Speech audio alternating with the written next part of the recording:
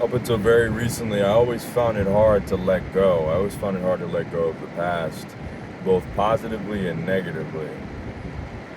Because ever since 2023, it's a multitude of reasons why, but I've always seen from 2023 onwards versus the rest of all my life previously, I always saw myself differently. Like I always saw those two versions of me as two completely different people. From 2023 onward, just to the point where if you want to take a look, I don't know if everyone else will agree, but I firmly believe it to be true.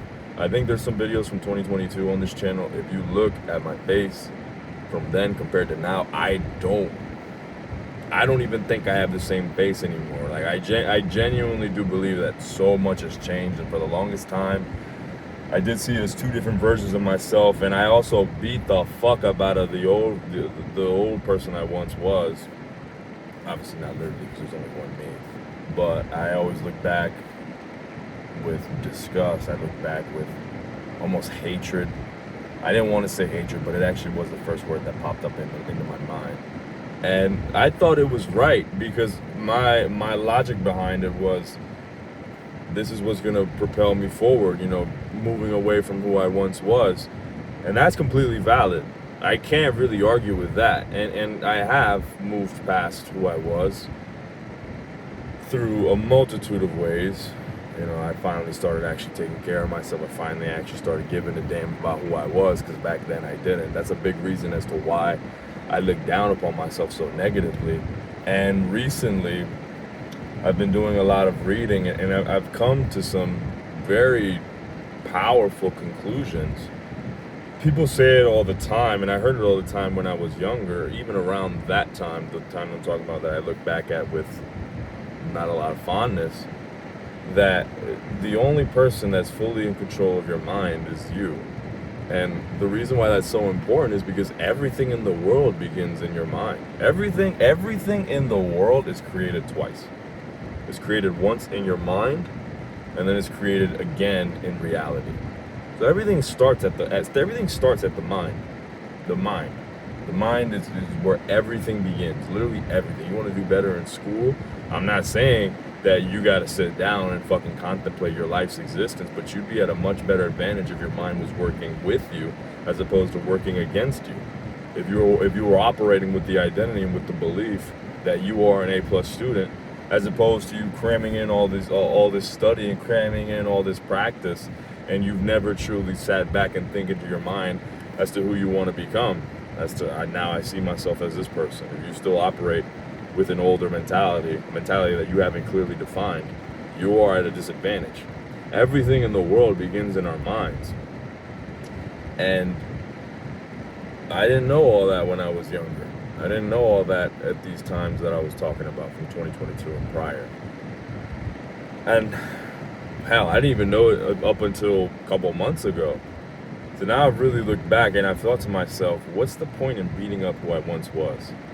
Was it who I wanted to be? No. Is it who I am now? No. But it was still me. It was still, at the core, it was me. Just operating under a completely distorted and unrealistic reality, where I walked around thinking that no one loved me, no one cared about me, and that I wasn't worthy of anything. And I never sat back to myself and questioned why. Why do I even believe this?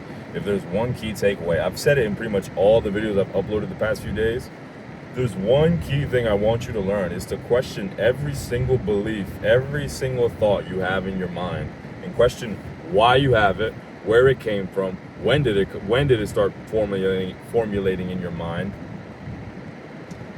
and does it even serve you? Like, does it serve? Number one, does it serve me to walk around thinking that I'm unloved and unworthy? Fuck no, absolutely not. That's why I didn't even like being in public for so long. That's why I had. I don't even like repeating it, but that's why I had social anxiety. That's why I was so scared, so timid, so fucking weak. See, even now, like I don't hate who I once was, but I did for a very long time. Like, calling myself weak, I was never weak. I just thought I was. But I'm still learning to be more compassionate with myself, because it's me. It was literally me. You know, it was nobody else. It wasn't just some random dude on the street. If it was some random dude on the street, that's different. You know, I'm not saying you should hate random people on the street for no fucking reason, but I'm literally talking about myself. Why should I ever talk about myself like that? I just walked around thinking that I was unworthy, and I never questioned why. Like, where did I even learn this from? Number one, where? Number two, is it even true? It wasn't. Literally wasn't true. Never in my life have I been told I'm unworthy. Never in my life should I have ever came to the conclusion that I was unworthy as a logical adult male. The problem is a lot of these thoughts did form when I was younger, through just experiences that aren't necessarily, it involves my parents and some family members, but it weren't traumatic. Like, it's not anything like super bad. Like, I wasn't abused, or I don't even like saying it, but I just want to make it clear I wasn't taken advantage of. It's nothing like that. It's just when you're young, you know, I wasn't fucking Socrates when I was 5 years old. I didn't know right from wrong. I thought that if I got whooped for doing something bad, even though I did something bad, in my mind I thought to myself, oh, well, I'm worthless. I'm stupid. I'm a piece of shit. Obviously, it's not true, but I never took the time to sit down and actually analyze this until very recently. You know, just because you made a mistake, that doesn't define who you are. That never defines who you are. And another thing, your thoughts don't define who you are either. In an ideal world, the moment these thoughts popped up in my head, I should have sat down, pen and paper, or iPad and magic pencil, write it down, and really think to myself, is this a belief that truly serves me? Is this even me? It wasn't.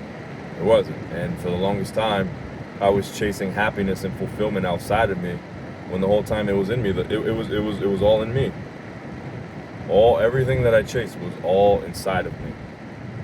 There's like this idea that I operated with, and I'm sure many people can relate, where I have to reach this goal before I can be happy. I have to reach this certain amount of body fat.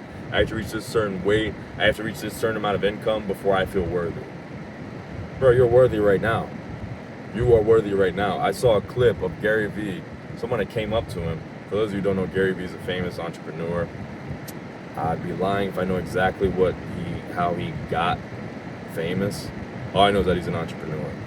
And someone that came up to him saying, "Oh, Gary, I love you. I just want you to know that one day I'm gonna be somebody." Gary holds her. I'm pretty sure it was a woman. Holds her and says, "You are somebody. You are." Like, why even rob yourself of that? Why even put a condition on it? I could understand why, and I'd be lying if I said it was completely illogical, but it's not right. Of course, you wanna be a high achiever. You want to set a goal for yourself, and that's something to be admired. But that doesn't mean that you aren't worthy. All right, it doesn't matter what happens today, tomorrow, next year, next week, next decade. The fact, as long as I am awake, as long as God wakes me up, gets me out of bed, I'm able-bodied, I can breathe, I can walk, I can talk, I am worthy. And so are you.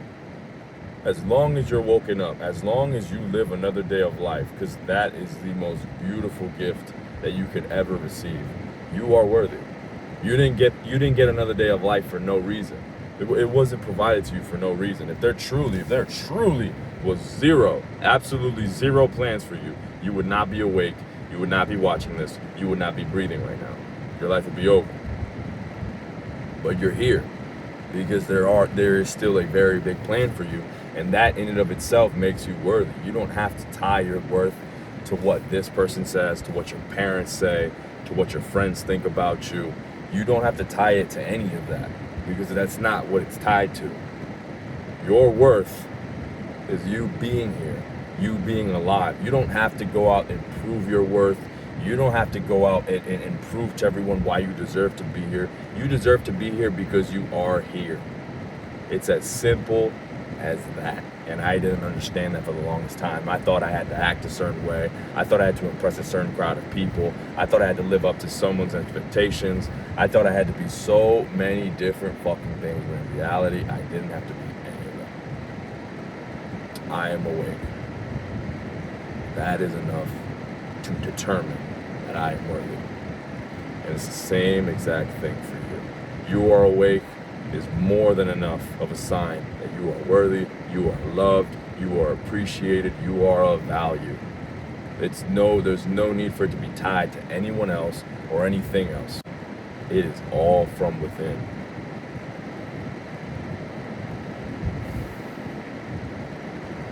It is all from within. And please don't ever forget that. I truly believe that is one of the most important lessons I will ever learn in my life. One of the most important. It is something that I will carry on to my friends, to my family, to my future wife and my future children. That is, as of this moment, that is the biggest goal of mine. Obviously, as a parent, you have to keep your children in line, and I'm not going to be one to just be permissive and let them do as they please, because that's not love. That's just me sucking up. But I will always, the number one goal I have right now for when I do have children is for them to completely and utterly understand that no matter what happens, no matter what they do, no matter what happens to them being awake is more than enough of a sign that they are worthy. They don't have to prove their worth to anyone. They don't have to prove that they belong here to anyone, to any friends or any family or any professor, anyone. The fact that they wake up, the fact that they are here for a reason, and that in and of itself is what makes them worthy. It's what makes me worthy. It's what makes you worthy. It's what makes everyone watching this worthy. It's what makes everyone around the world worthy. Because if we weren't worthy, we would not be here. Thank you very much. You guys have a